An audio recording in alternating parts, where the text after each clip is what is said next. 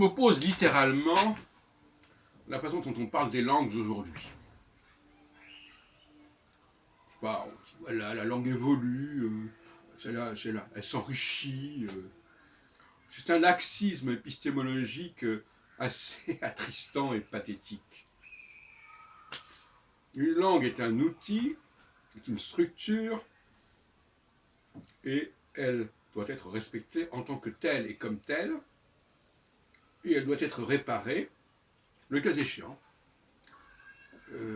par un processus, si vous voulez, d'entropie qui doit alterner avec une négantropie. Le désordre va revenir. Alors, une langue vivante, ce n'est pas une langue qui fonctionne à volo. C'est une langue qui peut éventuellement, à certains moments, s'ouvrir, se transformer, et en même temps, autrement, il faut qu'elle retrouve sa forme initiale, sa structure originelle. Et à cet exercice, finalement, peu de spécialistes sont préparés. C'est vraiment plus simple de constater que les choses ont évolué. On fait un constat. Voilà. La langue ne doit pas être traitée de cette façon. La langue relève d'une approche sociologique au sens d'une structure récurrente qui est élaborée à un moment donné dans un contexte donné, qui constitue un système, et en tant que système, elle doit être réparée, le cas échéant, et de façon régulière et périodique.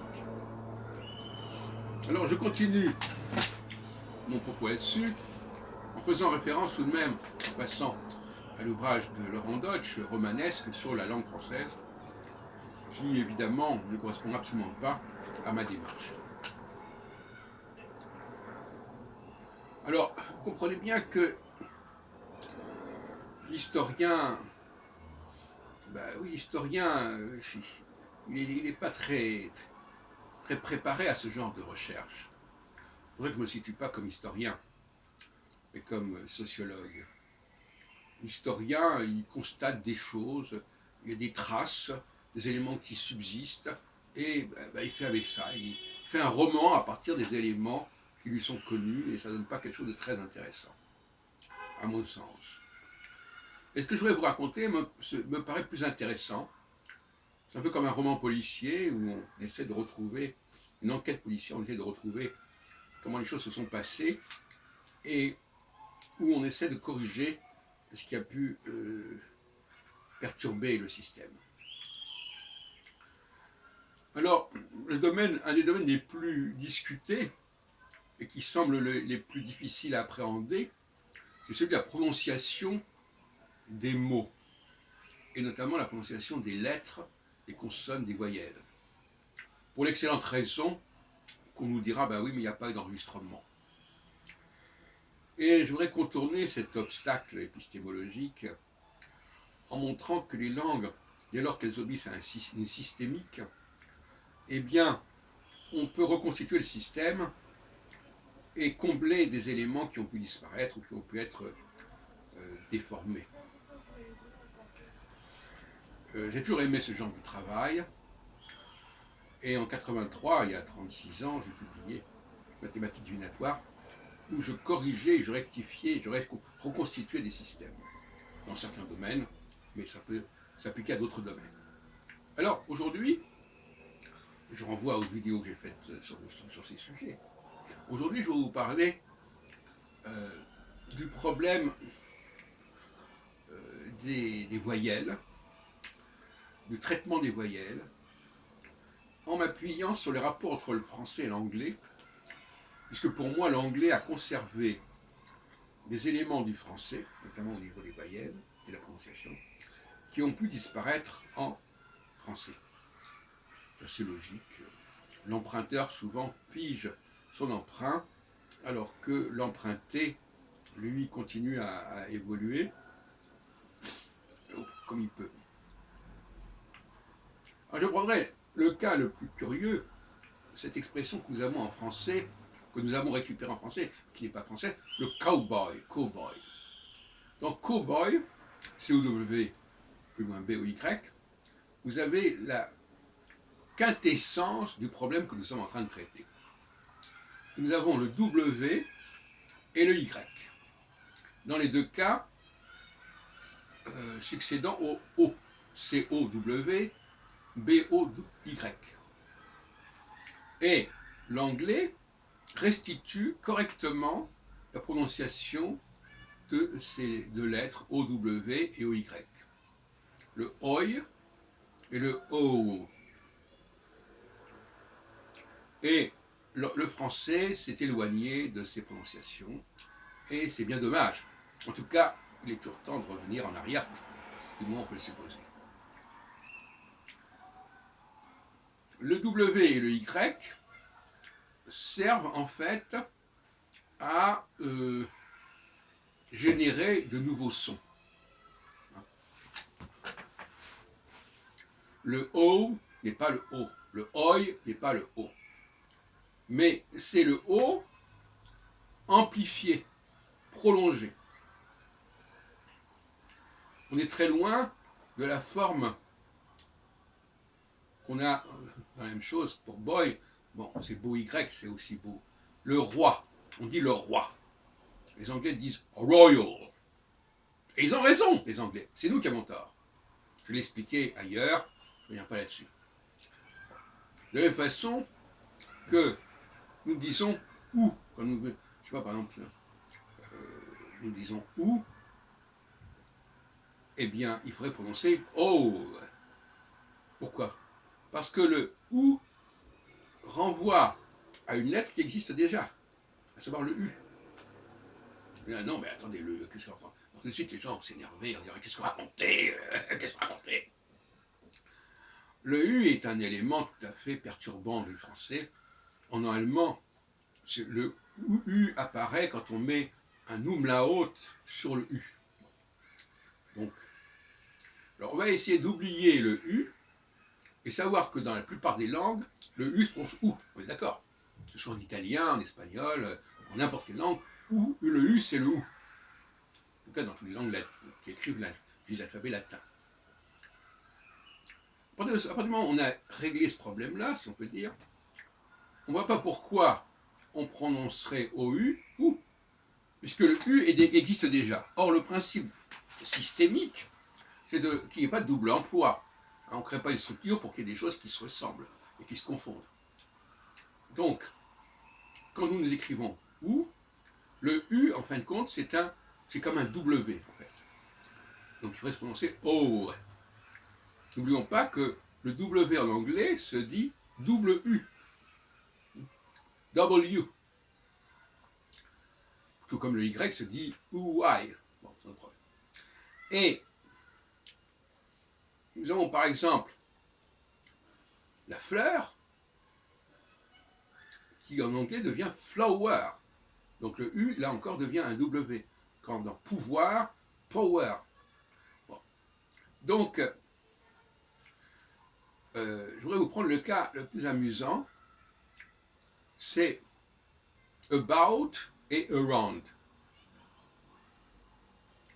Eh bien, en réalité, ici, le U joue le rôle du W. On dit around. Donc c'est le O prolongé par une sorte de W, around, about. Hein? C'est pas le OU, c'est pas about, c'est pas around, c'est le around, around, about. Donc il y a un lien de toute façon évident entre le U et le W. Hein? Ça c'est clair et net, je l'ai dit tout à l'heure. Donc le U a un rôle, en dehors de sa prononciation normale, évidemment. Le U a un rôle ça a été choisi comme ça, pour amplifier la voyelle qu'il précède. Mais pas pour la changer. J'insiste beaucoup sur ce point. Il n'est pas normal que si on a le O et le U, on obtienne un OU. C'est pas normal que... On ne va pas créer un nouveau son. On va créer un son qui va être prolongé, qui va être amplifié. Le Y, il va prolonger. Beau, boy. Le O n'a pas disparu. Co, cowboy, co. Le co ne disparaît pas quand on dit cow. Il est simplement légèrement modifié.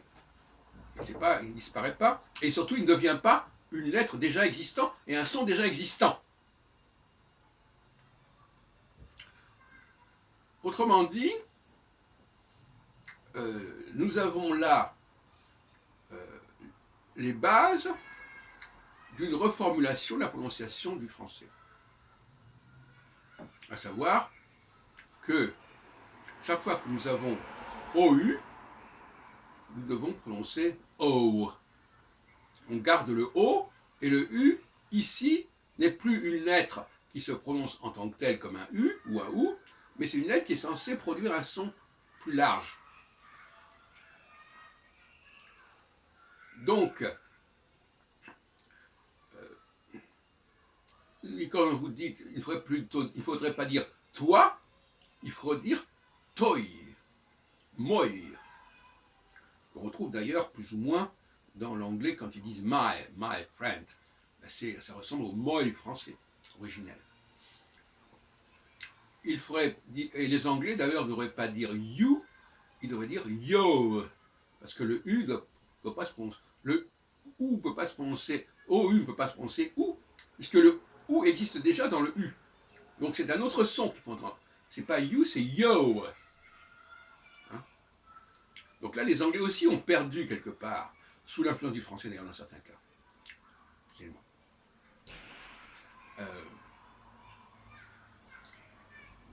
Donc, il ne faudrait pas dire lui, il faudrait dire l'œil, l'œil. Même louille, louille, puisque le U doit se prononcer OU. Louille. Et d'ailleurs, en français, curieusement, pour renforcer cette fonction du IE, on a souvent le I2L. Une fille. Hein? Donc, une fille, c'est pas une fille, c'est le fi suivi du IE. Et en l'occurrence, le IE ici est remplacé par le double L. Il vaille, par exemple, eh bien c'est le A prolongé par le Y. Ici, en l'occurrence, le double L remplace le Y. Et en sécurité, on dit le double L comme on pourrait dire le double U pour le W. Donc le double L, c'est en fin de compte le Y, notre Y. Tout comme le W, c'est notre... Voilà, etc. Donc c'est comme ça qu'il faut comprendre les choses. Et alors, vous me direz n'importe quoi, vous me direz que ça n'est pas à tester, je vous dirais, c'est certainement comme ça que les choses ont dû se produire. Il n'y a pas 36 solutions. Et c'est là que nous avons un vrai débat épistémologique au niveau de la façon dont appréhender les langues, les reconstituer.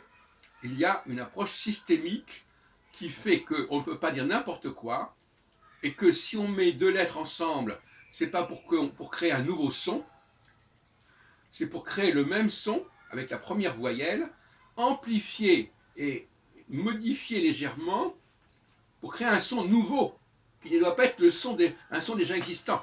Par exemple, le cas classique, c'est AI. Les Anglais disent mais. Ils ont tort. Parce que mais, ça renvoie au son et, qui existe par ailleurs, avec le E. Ils devraient dire my, comme les Allemands disent my, M-A-I. Comme les Italiens disent my, M-A-I. Donc jamais. Ou même les Espagnols, quand ils disent Jaime, voilà, etc. C'est le A prolongé. Donc là, on voit qu'il y a ce qui vient se compliquer les choses, c'est que l'anglais lui-même s'est dénaturé en partie. Mais c'est quand même lui qui conserve des éléments très intéressants.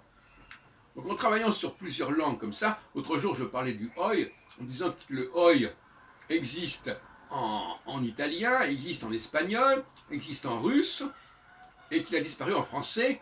On retrouve ça dans oyer, dans la langue d'Oil, évidemment dans des formes françaises, des formes de franglais comme PowerPoint, qui sont d'ailleurs des mots français, pouvoir, le point, et là ils ont gardé, en français on dit le seul cas des rares cas où le OI se prononce OI, c'est dans PowerPoint. Donc l'anglais nous renvoie à la bonne prononciation de point.